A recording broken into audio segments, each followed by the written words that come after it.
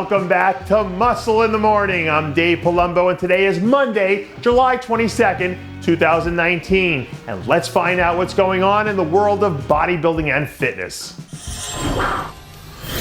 The Tampa Pro lineup looks like it's going to be awesome, all the way across the board now. But one of the athletes I'm really interested in watching here is Hassan Mostafa. The rookie star came into the season with a lot of hype after being one of the bigger names on the international amateur circuit for the last few years. And so far he's done a nice job of managing to pique my interest. The one real knock on Hassan so far is that he hasn't been quite as sharp as he needs to be from a conditioning standpoint. But hopefully he can remedy that here in Tampa, because this kid seems like he has a lot to offer. I'm not even close to being an expert on anything related to school or academics, but I do know that straight A students are the ones who always get their homework done on time. So I dare you to take one look at Heather Grace's conditioning right now and tell me that she's not sitting at the top of the class right now. 8 weeks out from her date with the big dance, the perennial top 5 Olympia threat seems like she's sitting pretty to cruise home down the second half of her prep, where she should be in the running to earn the 4th top 5 finish of her career. Heather is a pro's pro, and I love seeing how much she enjoys working through the process. So I hope she comes in and delivers the goods once again this year, because she has a way of keeping stuff very interesting.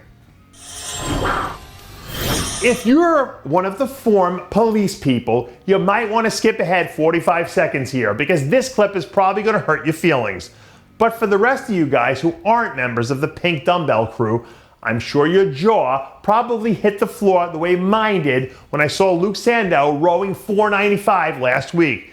The big man is on his way to the Tampa Pro now, and apparently he's in take no prisoners mode now. Luke has a look and a vibe to him that absolutely sucks you in as a fan. And there's a little part of me that hopes he gets the win here, because I would love to hear the whole crowd chanting, "Luke."